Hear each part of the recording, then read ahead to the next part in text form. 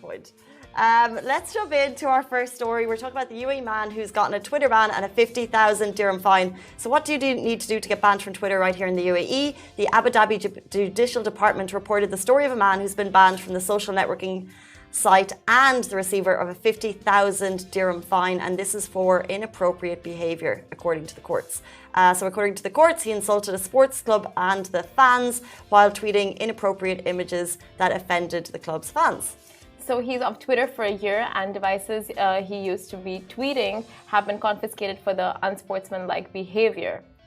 So this is the result of a fast action on Twitter. He was tweeting something and it was inappropriate. He has now been banned off Twitter for a year by courts in the UAE and a 50,000 dirham fine, and his device has been confiscated.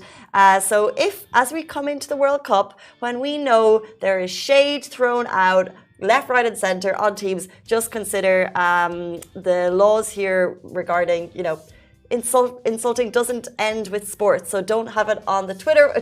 On social media. Don't have it on social media. Don't air out your dirty laundry with sports clubs on social media, because that is also against the law. And this is kind of a reminder as we run into the World Cup, when emotions run high, to keep your emotions off Twitter. Exactly. I mean, I love this. Like the UAE always ensures in the best in like across the board to make sure it's not a negative space, like within communities, on social media, like anything they can do to make sure that it's positive and all the cyberbullying, cyber crimes are off. Like they make sure they take the stances and, you know, the measures. So, I mean, now that you know these things are just not accepted here in the UAE, don't do it.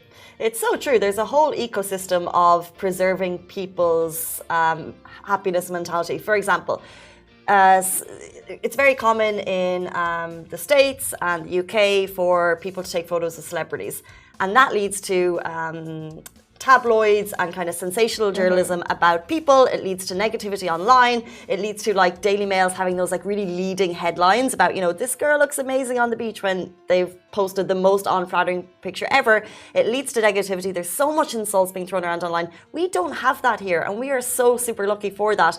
This little reminder is actually so important in terms of like the value system of the UAE and how we preserve that. So whether or not you've lived here for 1 year or 10 years, you still will need to abide by those laws. And if you don't, the courts are on top of it. I'm talking like this guy's gotten a 50k fine and he's been banned off Twitter for a year for some insulting tweets. So think about that before you're sending your next tweet. You know, I had a friend who came in months ago, and he doesn't stay in Dubai, but he came in and he's like, you know what, Dubai is like a snow globe. It's like a bubble. People are so nice. Everything, it's like when you step out of Dubai, you actually realize how the world is, you know, like aggressive, rude. Like no one really gives you the time of the day. But over here, you stop and ask someone for directions. People will actually willingly help. And that's, like you said, the ecosystem that has been created for the city and for the country. So now it's just like showing the expats abiding by that, showing the expats just, you know, like being involved in creating and being part of that ecosystem. And then this leads to positive gestures that people see and share on the streets. If you look at our Instagram today, there's a man who's working through the night keeping the city clean. People share these, and people give